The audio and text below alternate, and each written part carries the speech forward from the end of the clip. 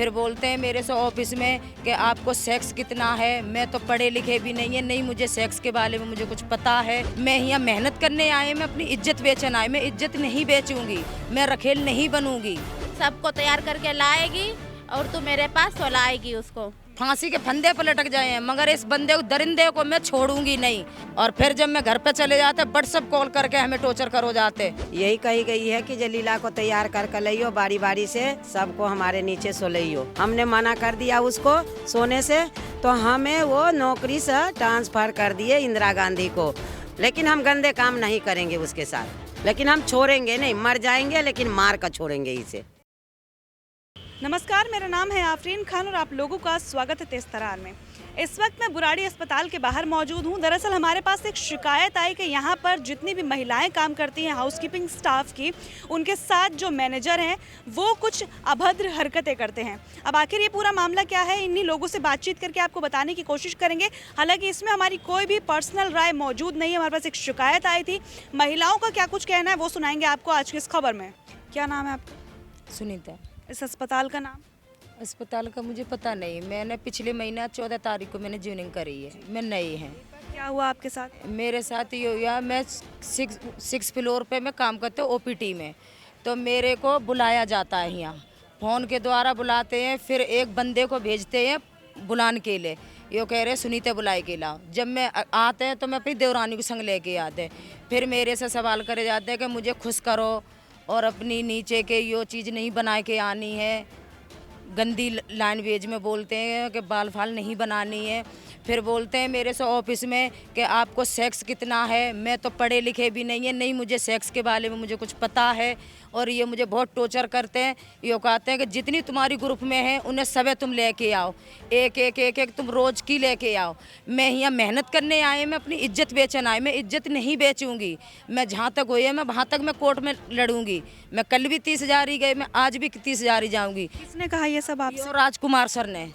ये राजकुमार मैनेजर है और इसमें जो 3 सुपरवाइजर वो भी मिले भाई हैं। मेरी देवरानी को उन्हीं सुपरवाइजर ने रोके हुए और हमें बाहर लेके आए हैं कि यो तुम हमें ऐसे करके दो हमें, और ऐसे न ऐसे मैं आपको बुलाइए तो तुम वहीं पर मेरे पास आई हो, और नहीं अगर तुमने किसी को बताए दी तो तुम्हें नौकरी से निकाल दिया जाएगा। और तुम यो किसी को बताओ मत। तुम माता की पूजा करती हो, तुम यूपी की हो, तो तुम्हें हम अपना बंदा समझते हैं, तो हमारे संग में तुम गलत काम करो। मैं रखेल नहीं बनूंगी, जहाँ तक हुई है वहाँ तक मैं कोर्ट में जाऊँगी। क्या काम क्या करते हो आप यहाँ पे? मैं हाउस पिक का काम करूँ।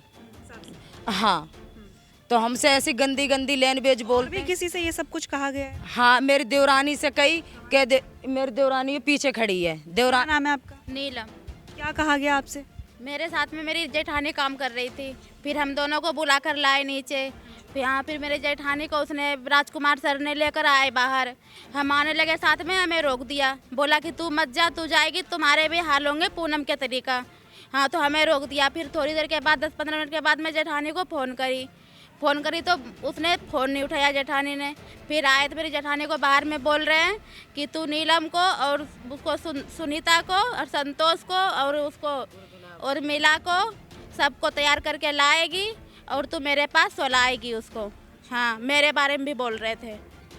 हाँ, तो हम तो उसको नहीं छोड़ेंगे मैम। हाँ, चाहे कुछ भी हो जाए नहीं छोड़ेंगे उसे।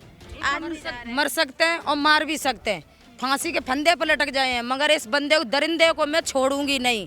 ये चारों दरिंदे हैं, ये गेट से धक्का मार के बाहर निकाल हो जाए। हाँ, आप लोगों को धमकी भी दी गई कि नौकरी से निकाल दें? और धमकी दी गई है कि हम नौकरी से निकाल दिए। फिर जगह अगर तू हम ज़्यादा ही अगर तू ऊपर पहुँचे मैं तुझे ख़त्म भी करेंगी। मुझे मानने की भी धमकी दे रही हैं और वैसे भी हमसे कह रहे हैं कि तू नौकरी से निकली है। ये जो सारी चीज़ें आप लोगों को कही थी, क्या आप लोगों ने कोई रिकॉर्डिंग वगैरह कुछ की थी? हमने इस चीज़ की हमने रिकॉर्डिंग नहीं कर पाई कि इन्हें इतना मुझे टाइम नहीं दिया। जब इनने गलत लैंग्वेज बोली है वो हम पे सारी रिकॉर्डिंग है, सबूत के साथ हैं हम। हाँ हाँ, मैं दिखा भी सकते हैं और मैं सुना भी सकते हैं। मैं इनने जो हमसे राजकुमार सर बोल रहे हैं ये मैं बहुत गलत। आपके मैनेजर हैं? ये मैनेजर है। इसी अस्पताल में? हाँ, इसी अस्पताल में है। और ये सुपरवाइजर, जब से ये पुराने सुपरवाइजर आए हैं, जब से ये बात है। नितिन सर थे जब कोई बात नहीं थी, मैंने 15 दिन तक मैंने बढ़िया ड्यूटी करी, ड्यूटी करके अपने घर जाते। जब से ये पुराने आए हैं, जब से इन्हें अत्याचार कर दिया कि ये नहीं है, इन्हें कुछ भी नहीं पता, तो नहीं है तो मैं इज्जत बेचन नहीं आए हैं। मेहनत कर रहे, मेहनत करके कमा के खाएंगे, मगर इज्जत नहीं बेचेंगे। टाइमिंग क्या रहती है आप लोगों की? मेरी 7 बजे से 3 बजे तक की है टाइम। हाँ, और फिर जब मैं घर पे चले जाते व्हाट्सअप कॉल करके हमें टॉर्चर करो जाते, तो हम भय बात है, मैं डर की वजह से मैंने किसी को नहीं बताई। मैंने अपने जो ग्रुप थे, मैंने सारे ग्रुप को मैंने बताई दी। फिर मैंने अपने नितिन सर को मैंने बताई कि सर ऐसे ऐसे भेजिए। तब मेरे हस्बैंड ने फिर रिकॉर्डिंग करी हर एक चीज़ की। मैं कोर्ट में जाई है तो मैं रिकॉर्डिंग के साथ जाई है। रिकॉर्डिंग मेरी जज साहब सुने, मुझे फैसला चाहिए, मुझे इसका हमें चाहिए, हमें क्यों ये चारों लिकारे जाए यहाँ से। अगर जे रही हैं आज हमें, कल को और भी महिलाएं हैं, सबके ऊपर उंगली उठ रही है। सब ऐसे गलत करेंगे तो जो बताओ, जो महिलाएं अपनी इज्जत बेचन आई हैं, इस किस चीज़ का है ये? सरकारी अस्पताल है, दुनिया रक्षा करते हैं, यहाँ तो रक्षा नहीं करते हैं, यहाँ तो एक दरिंदे पैदा कर रखे हैं यहाँ पे। मैं इस चीज़ में सहमत नहीं है। इन्हें दरिंदे को लिखा ही जाए। कोई FIR वगैरह दर्ज कर? हमने FIR भी करी, हमने बुराड़ी हॉस्पिटल में, थाने में, और मैंने महिला मंडल में भी भेजा, मैंने मीडिया भी बुलाई और मैंने उनकी पिटाई भी करी। जब इनने पता लगी कि इस पर रिकॉर्डिंग है, तो हमसे जो तीनों सुपरवाइजर बोल रही है कि इस बहन की लोड़ी को इसकी गर्मी जड़ेगी, इसे ड्यूटी से बाहर निकालो इसे। जब हमने इसकी पिटाई करी है। हाँ, आप दिखा सकती हैं वो सारी? हाँ, मैं क्लियर कुछ नहीं, मेरी एक जैसे आदत होती है ना, मेरे को मेरा अपना है कि नीचे जो है ना ऐसे बाल होने चाहिए, क्लीन नहीं होना चाहिए। अच्छा, बाल की पूछ रहा था। हाँ, मेरा बस वही आपने कहा था ना, कुछ 1 महीना हो गया है, यही तो कहा था। हाँ, यही कह रहा था। और थोड़ा आपको सब पता तो है, समझदार हो, कोई ऐसा थोड़ी हो कि नहीं समझते चीजों को। वो तो बात सही है सर।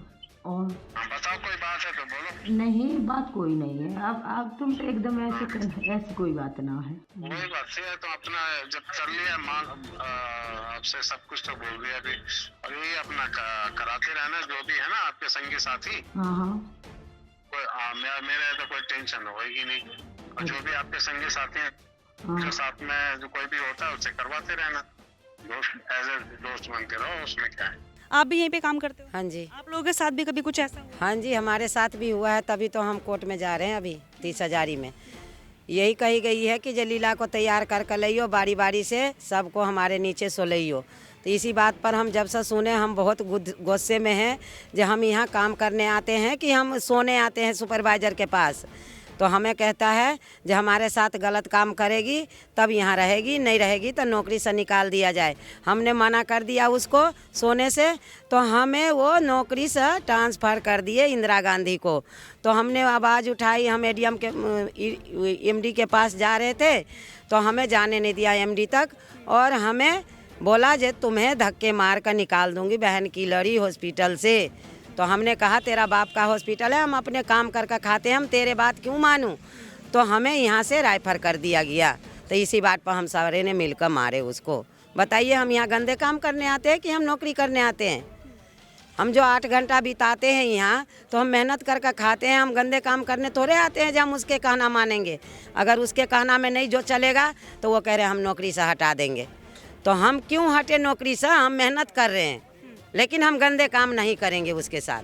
आप इन सब की हेड है? हाँ, सुपरवाइजर हूँ मैं। ठीक है। कितने लोग ऐसे हैं? मैंने सुना है कि सैलरी को लेकर भी एक इशू यहाँ पर देखने को मिल रहा है। सैलरी की तो मैडम बाद में, पहले तो ये वाला मुद्दा है ना हमारे सामने, जो इमेज वाली है ना। ये बात आपको कब पता चली कि आपके स्टाफ के साथ ऐसे कहा जा रहा है गलत काम करो? ये 20 दिन पहले इन लोगों ने मुझसे बताया था। ठीक है। कितनी ऐसी महिलाएं जिनके साथ ऐसा व्यवहार किया गया है?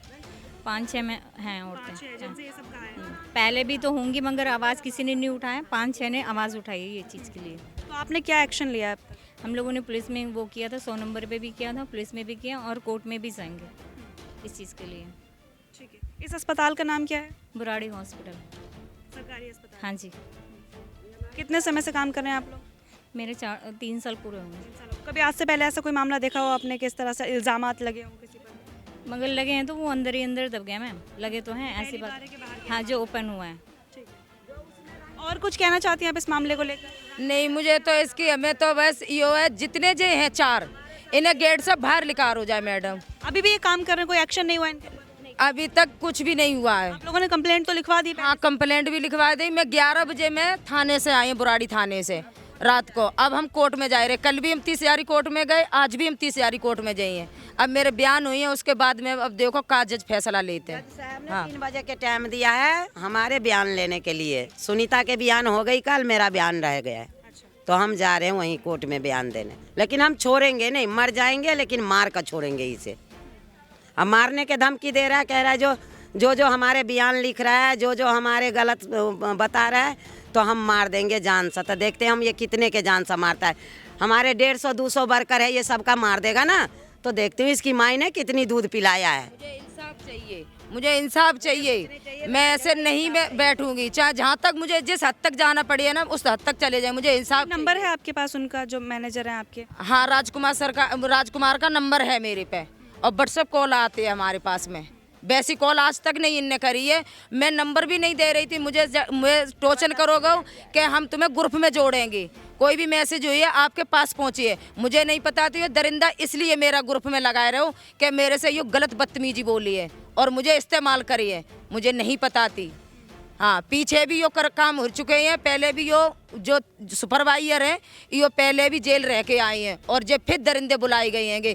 क्यों? कि लुगाइयों की कोई औकात नहीं है, इज्जत से जी नहीं सकती है, इज्जत से जिएगी भी। आदमी की इज्जत है, जो आदमी मन हो तब कहाँ के यहाँ बैठ जा नंगी हुई के सो। हम नहीं सोने वाले हैं। जो इनके रंग में रंगी है वे उनकी तरफ है, जो नहीं रंगी है वो मेरी तरफ है। और जिसे अब शिकार बना चुका हो वे कैसे चलेंगी? उनके साथ नहीं चल सकती हैं। हम नहीं चलेंगे। हम तो के मन बढ़ाने वाला नीरज गुप्ता है और ये सुशील, यही दोनों बोला कर लाते हैं लेडीसों के, और तब धंधे करवाते हैं इस ऑफिस में। तो हम नहीं करेंगे। हमें भी बोला कर लाया, हमने जवाब दिया तो हमें धक्के मार कर निकाल दिया। बोला कि तू बताएगी लोगों के तो जान से मार दूंगा। मैंने कि मार देगा तो मार देगा, मैं आगे कदम जरूर उठाऊंगी। देखिए, हाउसकीपिंग स्टाफ की तमाम जो कर्मचारी थी वो हमें यहाँ पर मिली, और उनका सीधे तौर पर यही कहना था कि जो मैनेजर है, नाम भी उन्होंने लिए 3-4 लोगों के, कि वो उन लोगों का शोषण करते हैं, उनके साथ गलत हरकतें करने के लिए उन लोगों को कहा जाता है। और इसी बात की शिकायत उन लोगों ने पुलिस में दर्ज कराई है, और अब कोर्ट की डेट पर भी वो लोग जा रहे हैं, क्योंकि वो चाहते हैं कि ऐसे लोगों के खिलाफ जो सख्त कार्रवाई है वो की जाए। हालांकि फिर से दोहरा रही हूँ कि इस पूरे मामले में हमारी कोई भी राय मौजूद नहीं है। जो इन लोगों का कहना था हमने वो आप तक पहुँचाया है। पूरे मामले को लेकर आपकी क्या राय है, कमेंट बॉक्स में ज़रूर बताइएगा। दिल्ली से कैमरा पर्सन सागर चौहान के साथ मैं आफरीन खान। अगर आपको हमारी ये वीडियो पसंद आई हो तो इसे लाइक एंड शेयर करना बिल्कुल न भूलें। इसके साथ ही हमारे चैनल को जरूर सब्सक्राइब करें, और हाँ, बेल आइकन भी जरूर दबाएं ताकि दिल्ली से जुड़ी तमाम खबरों की नोटिफिकेशन सबसे पहले आप तक पहुंचे।